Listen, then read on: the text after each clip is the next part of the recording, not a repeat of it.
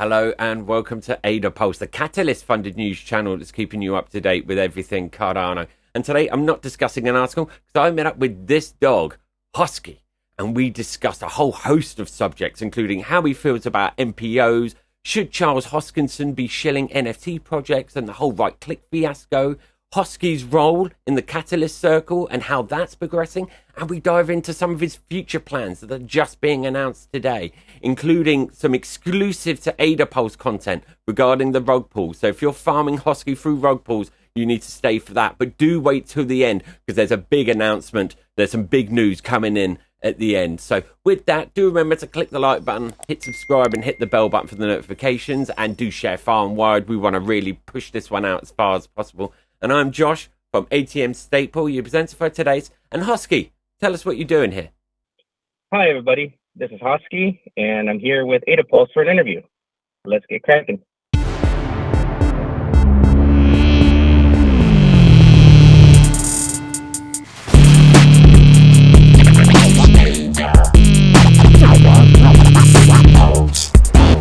Right, back in January 22 last year, you had a real in-depth interview with Dumpling. She went into some real detail, and it was a really, really good interview. Quite long, but there was a lot of info in there, and she asked some really good questions. And now we're talking a year and a half later, so I kind of want to follow on from that. I know you've got other things going on, but that was kind of like to me, a real big introduction to what you are, what you're about, how you see your audience, and that kind of thing. But before I go on, just remind everyone who Mr. Hosky Token, if I can call you Hosky. Sure. We are the premier low-quality shitcoin doggo meme token on the Cardano ecosystem. And to finalize it, we kind of put the cap on it as we are the shit. And yeah, that is the at the base overview of what Hosky is. It's a meme token on Cardano. If you dig deep enough, you'll find a lot of other things, but that's how all of this got started. But yeah, Hosky was the name we went with. Then waited for I think about a week or two before we actually minted the token. The token was minted on the 5th of November. Remember the 5th of November, V for Vendetta, or Charles Hoskinson's birthday. We know it's Guy Fawkes night over here in the UK. Not accidental. It was totally planned because it was Charles' birthday. Is that his birthday? Right. I did not know that was his birthday. I didn't either, so that should answer whether it was planned or not, but it just happened to be on his birthday. Now, Hosky was born. There was a lot of hype going on. The transaction records of our doggy bull still remain untouched. The first time that it ever happened was the first time Cardano broke 1 million, which was the first epoch we were active. I think it was 304, the epoch. We paused it for a whole epoch because we couldn't keep up with the demand of the doggy bull. And come to epoch 306, we reopened it, and Cardano broke a new all-time high on transactions, and it was, I believe, 1.5 million transactions, of which I believe 1.1 million were doggy bull. And those two epochs still remain to this day the most transacted epochs in Cardano history. I think we sit around 300,000 to 400,000 at the moment. Keep in mind, you've got smart contracts now, so there's a lot of other ways to transact that are not, degenning to ADA at a time to get your ADA back minus transaction fees plus the random amount of Hosky token. So yeah, that's kind of how it all started. And it's been, I think now 18 months, and it's been the craziest 18 months of my life. It's been working 10, 12-hour days, if not longer. Early on, I was probably working 16 to 18 hours each day. So it was exhausting. We've continued to focus on what matters in Cardano, which is decentralization. That's why we have the 20 pools that we're supporting. In this case, we started with 7. We're up to 20 now. We're probably going to be sitting at 20 for a little bit. And these are pools that most of them were under 3 million. Actually, the majority of them were under 1 million ADA staked. So they were struggling to mint blocks. At the moment, I think our lowest pool is sitting at 2 million ADA. So they're minting a block about 80, 85% of the time now with those amounts of delegations. And, we're going to continue to support them. We do have a pool shuffle coming up, so we do expect to swap some of the older ones out because we've been supporting them for a year and a half, and we want to give other pools the opportunity to participate, to benefit, and just to help them out, because being a stake pool operator is not easy. It's a very it's hard. I mean, if given the choice, I've had people even recently ask me, "Hey, would you start a stake pool?" And my answer is no. K is currently 500, and we have over 3,200 pools. So that means that only technically 500 of them should be fully saturated and should run the network. So with 3,200, there's just not enough ADA to go around to make everybody viable. And the one of the missions for Hosky, if it's not clear by now, is we want to see Cardano succeed. We want to see Cardano grow. We're not here just to make false promises. Like, if it takes a meme token for people to pay attention or want to be drawn to Cardano, so be it. In my opinion, meme tokens are a necessary evil, and there is a niche in every chain, every ecosystem for one to exist, or multiples. And in this case, that's kind of the need I saw when this whole thing started. Is there was a need, and it's actually in a brown paper. There was a gaping hole, is what I called it, another word for need, that was basically left open. There was nothing to fill it, so we kind of decided, let's step into this particular niche and go from there. I mean, yeah. So you talk about your outreach and things like that. So do you consider yourself as an unofficial Cardano ambassador, or did I see your name get nominated as an ambassador? So as far as like Hosky as a whole, I always want to treat it as an ambassador to Cardano. Ultimately, I want people to think Cardano. They think, oh, that dog mascot that they have, or the other way around. I don't want all the attention to go to Hosky. Let's clarify that. I want the attention to go to Cardano as a whole, the ecosystem. As far as nominations, yes, I actually ran, and I actually for Catalyst Circle, and I was elected. This is how I showed up to Catalyst Circle, for the proof of life. As you can see, I am alive. I can move. Look, I can wave at you. So yeah, I think I was probably the first anonymous entity or individual to have been nominated to sort of governance position within Cardano as Hosky, the pixelated dog, basically. I took a screenshot of like the town hall where we had to talk about or discuss, what we were running for, or what was our quote unquote platform. And yeah, this is how I showed up. And it's pretty interesting. It's not something you want to explain to your non-crypto friends. Like, why are you in a meeting talking about governance, and why is there a dog on the screen? That's something that might be a little difficult to explain. I find explaining anything to my non-crypto friends completely impossible. They get bored pretty damn quick. This doesn't help much, honestly. I mean, there's pictures from the Cardano Summit where it's like the stage with Dumpling, Lena, and June's, the Clay Ladies, and Hosky. And I'm like, yeah, like this is quite an interesting development. Like, how do you explain this to people?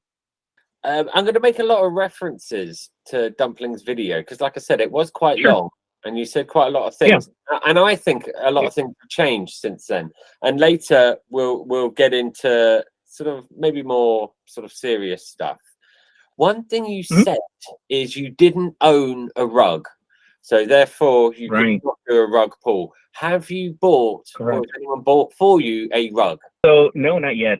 We still to this day do not own a rug. Now here it is. Maybe the ultimate plan is to become a circle rep to then enable me to know the system and ask for a rug. Because we actually did apply for Fund 9 as a proposal. ADA. We asked for 69 ADA or $69. I don't remember what it was, to buy a rug. Unfortunately, it didn't get very high ratings, so it didn't even make the cut.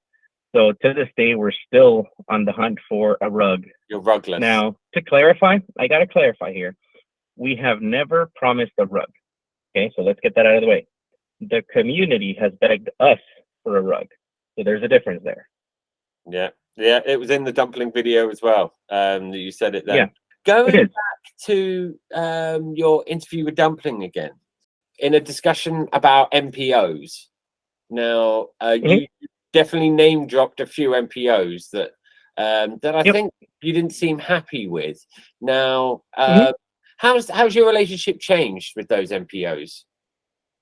So my stance on MPOs has not changed. Let's clarify that. So I still think that anybody who is running multiple pools, especially pools that are not fully saturated. So I do want to differentiate there. There are some users that have pools that are fully saturated. At that point, they decided to open up another one. I still don't agree with it, but I'm a little more lenient on that practice versus the people that have 3, 4, 5 pools that are not even above 5 million and they're opening another one and another one and another one. Because to me, that's just milking the 340 fee, which that in and of itself is another problem. As far as my relationship with them, I've actually doxed myself to each one of them that I named. So I actually went up to them. This started at consensus of last year. And I talked to them face to face. I introduced myself. I'm like, hey, I'm so-and-so, and you probably know me as Hosky. And we had conversations. Again, I think ultimately out of all of this, what came out was, this is Cardano. We're going to be near each other or dealing with each other pretty much almost on a daily basis. And ultimately, it's Cardano versus the world, or at least the cryptocurrency space. That's what it feels like. So I did make it clear. I still do not agree with what you are doing, but it also doesn't mean that we have to be quote unquote enemies. So I have, I do speak with them, all the ones that I mentioned in the past. I've talked to them face to face. We've quote unquote mended bridges. I would say it's like they're hanging on little tiny threads at this point, the relationship, but the bridge is not completely burned down. Talking of sort of, that multi-stake pool side of things, are there any sort of exceptions to that rule when it comes to people having multiple stake pools? I don't believe so. People try to make it code is law. So, code is law is the way to manipulate the narrative, in my opinion. But again, there's no DIDs or nothing like that we can use at the moment to identify multi-pool operations. And I'm sure there's ways to bypass that people would find. So again, I do have different levels of respect or anger, I guess, or whatever you want to call it, depending on the setup of the multi-pooler. Again, I've seen. I get what you're saying. So if they're completely open, say, like CCV or anyone like that is like, I've got all these pools and they're all mine. That's me. Well, not even that. No, not even that. Well, part of it, yes, but not even that. It's more like I have 5 pools and 4 of them are fully saturated at capacity, and I'm opening a 5th one because of that. Then you have other entities that have 4 pools. One of them has like 10 million, the other one has 7, the other one has 2, and then one has like 500,000. That to me is just gaming the system for that 340 ADA, because again, it is 25,000 ADA that they get a year just from the 340 fee. We're not talking about expenses. We're not talking about whatever margin they have set up, so that makes it either go up or down. But just overall, because that feels again like greed. I could have 20 pools right now with 180 million ADA distributed between them, ideally, and that would be a really nice paycheck. But again, it's not what's right for Cardano. And like I said, to me, it's about doing right to the vision that was set forth in the whiteboard video by Charles and the stuff that he's constantly been pushing for. Obviously, there's stuff that I don't agree with. There's some conversations that I stay out of, like contingent staking. I am 100% opposed to that at the L1. I think that you give governments an inch, they're going to take your entire blockchain. So that's one thing that I didn't have enough information at the time to say anything. But again, I usually do have opinions on almost every subject and topic that comes up. But with the platform, I do want to be careful. So moving on, you did touch on the founders of Cardano. Mm-hmm. So, what's your problem with them? I have a love-hate relationship with most of them. Let's go into a little story. So I actually got to meet 2 of them at Consensus. Emergo was there. Cardano Foundation was there. I had an official meeting with Cardano Foundation. We came to an agreement. There's something coming out this coming Thursday. Tune into Cardano over coffee. I don't know when this is going to go live, but maybe you already tuned in and this is after. And so we get a lot of pushback or a lot of buzz from the community about the entities not doing a lot, which I 100% agree. I don't think that Cardano Foundation is there very much. Neither is Emergo. IOG, different story. They're the development side of it. So I do agree with the sentiment, but what I don't agree is that it's their responsibility or their responsibility alone to push the ecosystem forward. I do believe that they should play a larger part because right now we're not seeing it, but also I think projects like Hosky, like any other project, has sort of a responsibility to their community as well as Cardano as a whole to do something. Speaking of which, do something. Interesting word, because doing may be interpreted differently depending on the community that you're in. There is some stuff that we're currently developing, so projects can showcase that they are actually doing something. And that's the P.O.O tweet that I've been kind of talking about. Yeah, I was going to get you on that, on your future plans. Yeah. So well, let me save that one for a little bit. Let's continue on with the entities. So, like I said, there was a meeting with Cardano Foundation that happened at Consensus. He kind of wanted to get my perspective on the foundation, what they're doing, what we see, what we don't see. And ultimately, what I told him was like, you guys seem very out of touch with the community. You guys are there. You guys suck at communicating whether or not you're doing anything. That was kind of for the foundation side. I stepped into the middle of a conversation with Emergo that they were speaking to the Rare Evo guys about the event. And they were kind of giving pushback that they didn't want to attend, whatever not. So I just kind of stepped in and said, hey, look, as an impartial person, I'm like, here's my opinion. I'm like, you owe it to, I told them, this is what I told them. For the Cardano community, the foundation is completely out of touch with what's going on in the ecosystem. And I told them, Emergo, the community has no clue who you are. You don't interact with us. You're not part of it.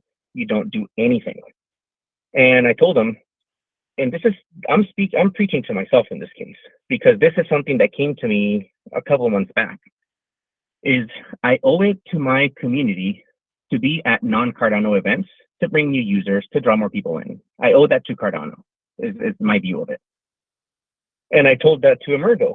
You owe it to us bag holders, those were my exact words, to actually be out here doing stuff to grow Cardano. I also told them, but you also owe it to me and to the community as a whole to be present at community events to show that you care for us and as a thanks.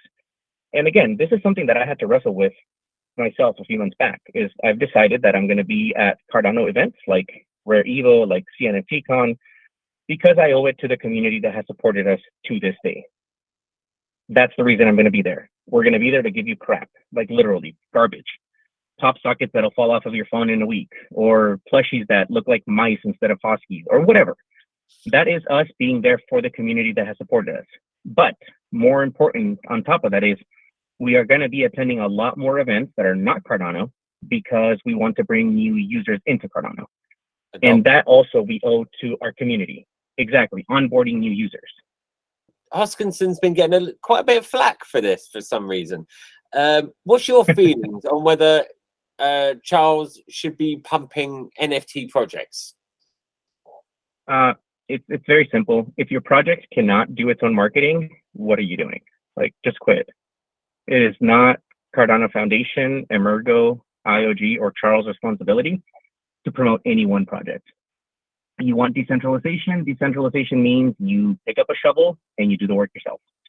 Do not expect anybody else to do the marketing for you.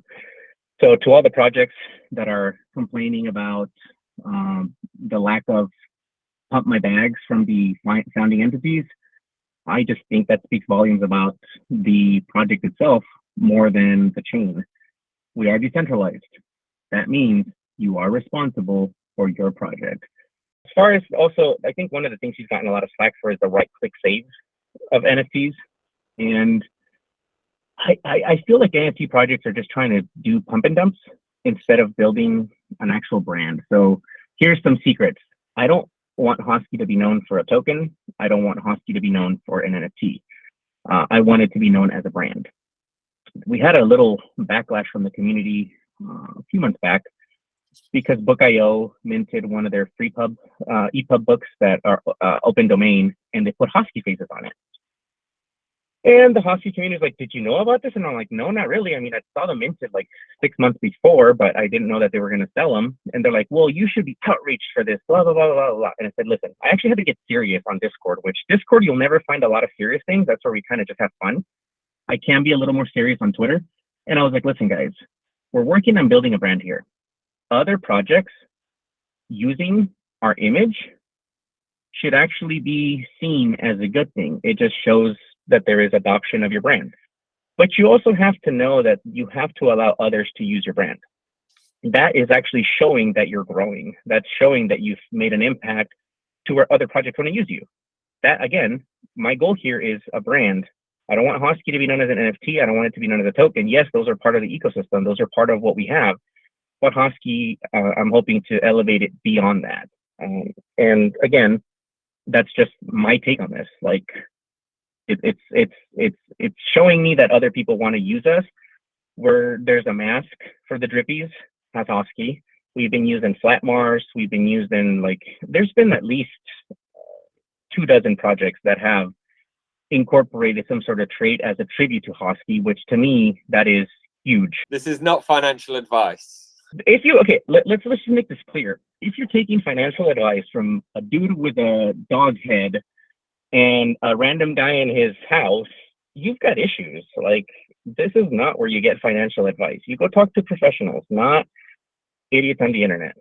So moving on from that, I mean, you talk about yourself as a, as a brand and like become like an unofficial ambassador of Cardano. So I've noticed you've been doing a lot of interviews. Yes, with Chef Paul. Yes, Chef Paul, yes. There's SPOs out there that have been around since the beginning and you've never heard of them. Does their marketing suck? Probably, but maybe they just have never had any kind of exposure. So when Chef approached me, he's the one that approached me about this. He's like, hey, I'm thinking about doing a show. Let's feature some of the SPOs that have been around the ecosystem for a while. Do you want to do it? I'm like, yeah, sure, let's do it. It's fun. It takes about 30 minutes to an hour of my time on a Saturday is usually when we record them. I don't mind doing it. Again, I want to help the ecosystem. Nothing is more vital in the Cardano ecosystem than stake pool operators. Without them, we don't have a network. And I think I want to bring more exposure to SPOs. I want to help them with what I can. And that was one way of doing it is when Chef approached me, do you want to do this? I said, yeah, let's do it. I think it's something that can highlight, give a platform to pools that maybe don't have as large of a platform as I do. And it was just a way to give back to the Cardano community. Again, I am here for the Cardano community. I'm not here exclusively for Hosky. Again, Hosky is a way to get more people to Cardano. It's a way to get more eyes on other SPOs that maybe are struggling or don't have as large of a platform. It has to be about Cardano. If we want to see Cardano succeed, it cannot be about the idiots in Hosky. No, it has to be about the entire Cardano ecosystem. That is the goal. So talking of the Cardano ecosystem and, because obviously we've got a lot of talk on governance and things like that. So what's your thoughts on the Constitution? Maybe I should have covered this a bit first. Let's combine it. Okay. So Catalyst Circle it's been going on for a few months now. And all I can say is there was really nothing there. The description that most people in the circle as in the circle. So they were known as the human sensing array, which if you're like me, you're like, what the heck does that even mean? Well, we've kind of taken over. This is something we've been working on to establish what circle needs to be, which is, more like an advisory role to CF, IOG, and any of the entities involved with Project Catalyst. So we've actually spent the last few months working on a proper code of conduct / bylaws that we can establish. The reason we chose to go this route is because the previous team had started this, but it was a little too petty. They were like literally pointing out at things that they were doing that they didn't like, so they wanted to target each other. The current circle that we have has actually been amazing. We've all worked very well together. Even those that have been in Catalyst before have in Circle before have said, you guys are doing an amazing job. You guys are cooperating. You guys are working with each other instead of against each other, which I think has been amazing. As it stands right now, Nebu is one of the part of the circle. Melanie Duhan, Patrick Tobler, myself, and wow, I just forgot somebody. Didn't I? Me, Patrick, Nebu, Melanie. Me, Melanie, Patrick. I wish Who I did had I miss? information in front of me as well. Lido. Lido. How can I forget Lido? Lido, cool. Lido. So there's a total of famous one out five. of a lot. Yeah, there's five, so but I only got four, so add one more. There's five of us, and everybody has very different experiences. Like, you know, Lido and Patrick, we can say are basically builders. They've built a lot for Cardano. I would say that I would not touch Catalyst or research Catalyst if it wasn't for LidoNation.com. Patrick has been building everywhere. He's been around for a while, and he's probably one of the more successful people within the Cardano ecosystem as a builder. Okay. Overall, it's been a really good experience. Again, we're getting things done. It looks like we're not, but what we're trying to do is we're trying to actually have something that the next circle can rely on. Like, here's the code of conduct, here's a proper onboarding process, because when we took over, literally we're flooded with links and be like, this is what we use, this is, and we like figure it out. No, we want to have a proper onboarding so that the people that come after us can get into the position and start basically hit the ground with their feet running, basically. We don't want them to have to figure out everything. And so again, we're kind of setting the foundation of what is to come in Circle. We're setting that solid foundation that people can build on top of. And it all starts with a proper code of conduct so that people can be held accountable when they do step out of line, because that's been seen in previous circles where people just try to take advantage. We've not seen any of that. Again, we've had really good working sessions. We meet usually every other week, but sometimes even every week to hash things out, to get things done. And it's been a really good experience, but it's also taught me that governance just isn't for me. It's very political. It's a touchy subject, and it looks dirty, it looks difficult, it looks complicated. If you've not been here since the beginning, every single step we've taken has been complicated, has been filled with, drama, has been filled with pushback from one side or another. This is not new. This has been going on since the beginning of Cardano. This is what we are trying to build. We're trying to put something that doesn't currently exist into existence. I mean, the Constitution as it stands, what do you think of that? Again, I've tried to stay like away from the topic. I have my own, I've formulated my own thought process. There are parts of it that I like. There are parts of it that make me raise an eyebrow, questioning whether or not it's the right call. But again, a lot of what's happened so far has been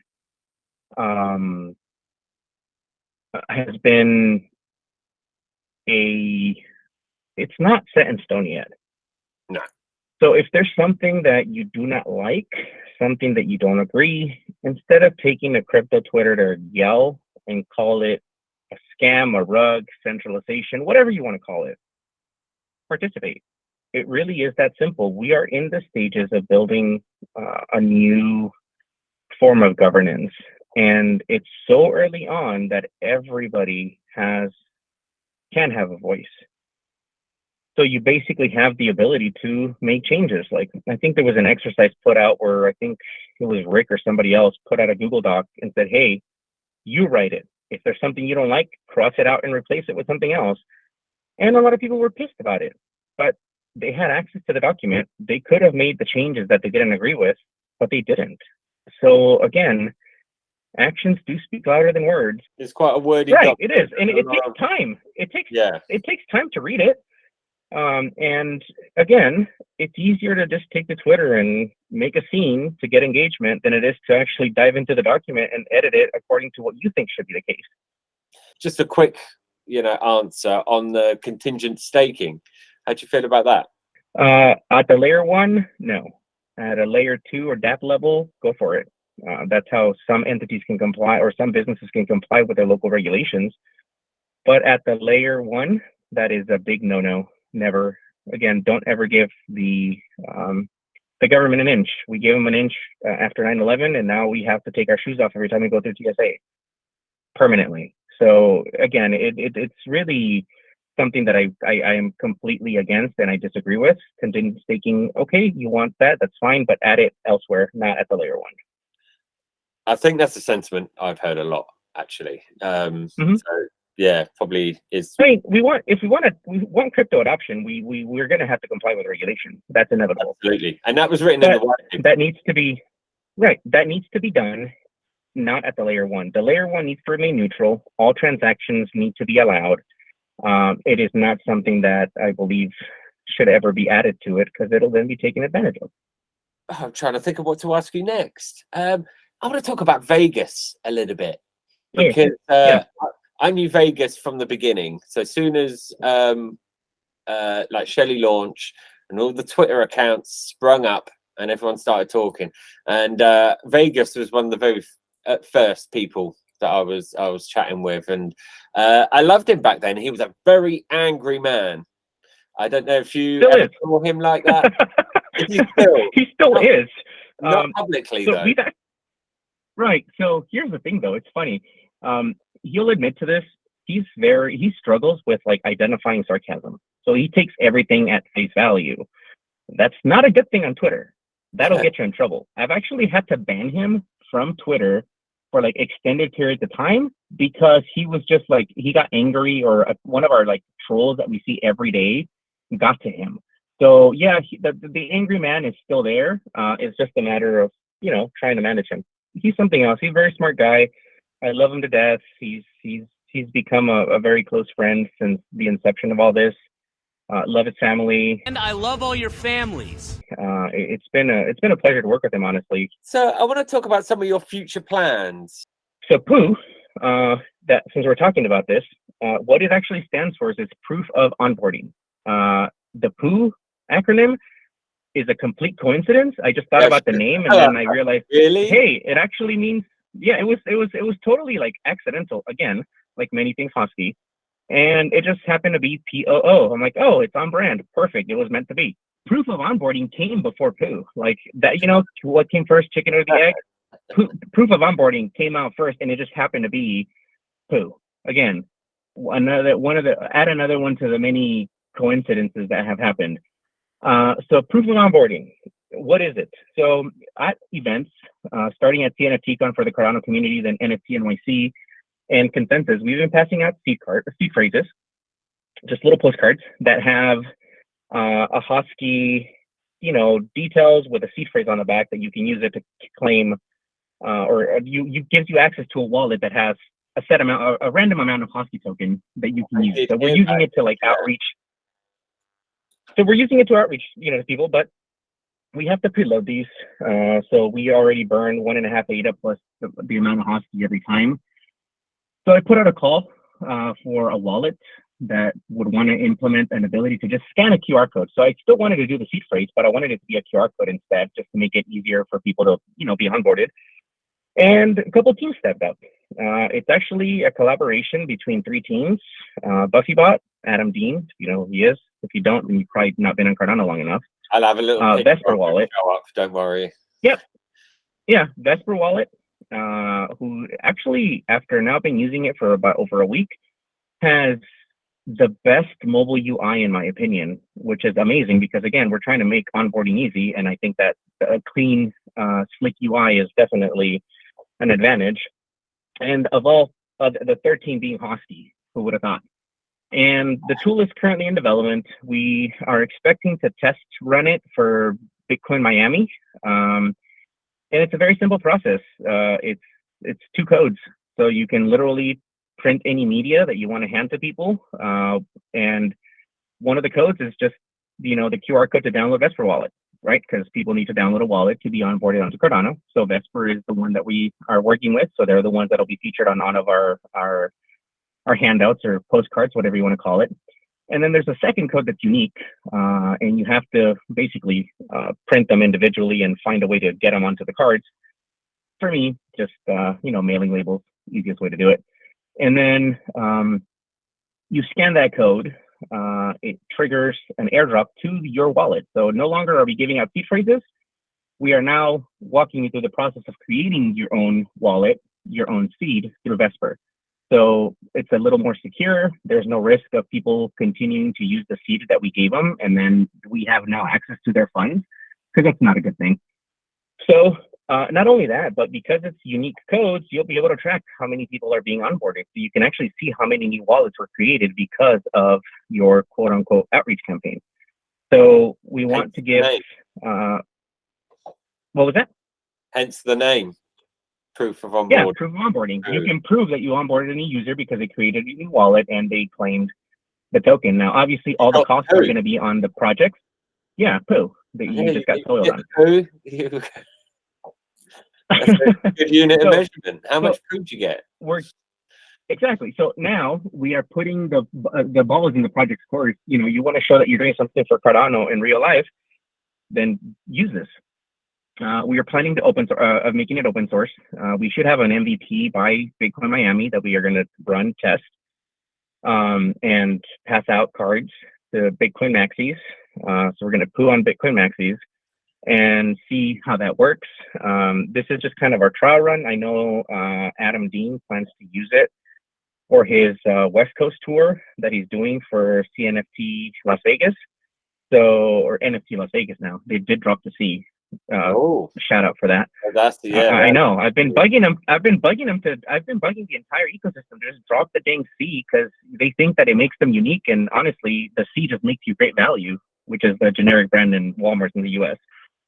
I think you've been me for using the word CNFT before, so I felt the dog bite for using the C.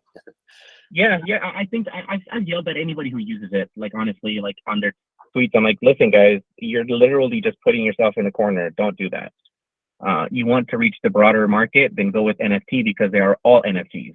Exactly. So yeah, the tool is a way for projects to prove that they're doing something, because you'll be able to see how many new wallets were created because of what you're doing.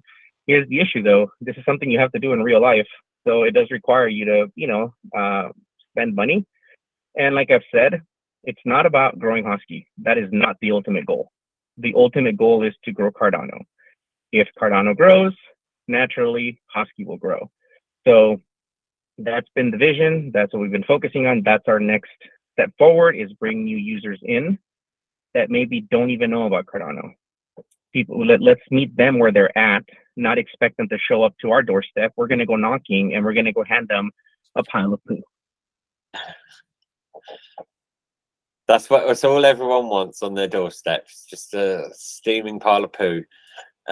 We won't light it on fire, but we'll hand it to them. Would the poo actually? Would I be able to get involved in your poo? Anybody can hop into the poo. If you want to onboard people to Cardano, we'll give you the necessary tools. We'll give you the ability to track it, so you can have deliverables. You can measure, I guess, KPIs in a way. So that's the whole point, is we want to encourage other projects to do more for Cardano instead of just wanting Cardano to do more for them. Again, put your actions speak louder than words. So yeah, you can talk all you want on Twitter, but what are you actually doing outside of that? What kind of outreach are you having, if any? I would dare say most projects don't have much outreach. It's all about bags, unfortunately. And like I've said, I've said this since the beginning, it's about growing Cardano. It's not about growing Hosky. If Hosky happens to grow as a result of it, so be it. But ultimately, Cardano first. And you mentioned some of your sort of OG rug pools are going to be, well, not retired in general, but sort of moved on from Hosky. Does this mean you're on a search for more rug pools? Yes, it does mean that we're going to be looking for more to replace them. Actually, this might be the first time they hear that we're replacing some of the pools. So, surprise!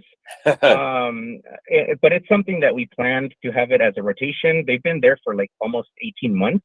I think that's plenty. That's more support than most pools get from the, CF delegation or whatever not. It does mean that we are going to be on the lookout for other pools to join. We're actually going to have an application this time, a code of conduct for them to agree, and then we'll go from there. But a rumor has it, a little birdie tells me that you are going to operate a World Mobile ENO. Yes. So Earth Nodes 369, yay. We do definitely plan to operate a node at least, if not more. I think that there is a future there with World Mobile, and we want to use it also as a way to reward our delegators to the rug pools. We'll find a way to, give some of that, a portion of whatever we're gaining from it. That's real money right there. That's you're not just unfortunately a meme coin. It's World Mobile. Unfortunately, yeah, that actually has real world value. So maybe we should consider not doing that, huh? So yeah, I mean, again, I want to support products or companies in the ecosystem that are doing something. That's why I actually have a jersey sitting right behind me that has World Mobile. I did talk to them about it. They're like, yeah, go for it. So I have a World Mobile jersey for the mascot. Maybe in the future we'll get more jerseys made for other projects, just because we can dress up however we want. We can play dress up with a dog. There's been a lot of talk, whether you want to go into this. I know you've been busy while this is all happening, but a lot of things with MELD. I've seen it. The MELD thing, I was actually there when they announced that they're actually launching part of their thing on Avalanche, I think. Avalanche, yeah. And yeah, I posted about it, and I am disappointed, but then I also had to step back and think about it. We talk about interoperability, multiple blockchains being like the highway that transactions go from one to another, an exchange or whatever not. And this is kind of what it looks like. Again, I am disappointed that we don't have anything tangible from MELD on the Cardano side. But I also do expect a lot more. Right. They were funded by it. I mean, their ISPO was one of the first centralizing forces that happened, where people were moving the ADA to their ISPO to get MELD tokens. And they came in with zero skin in the game. Now they have a lot of skin. Right. Yeah. So I still think we need to hold them responsible to deliver something to Cardano, because they took our funds, or whoever decided to stake to them. I don't know. I think that people are throwing figures. I think they said 30 million. I don't know the specifics. So I was a little disappointed that was the first thing that happened. But when I think about it, I think that they are building. I still hope to see something on the Cardano side. Until they say that they're not doing anything on Cardano, then I'll call them a rug.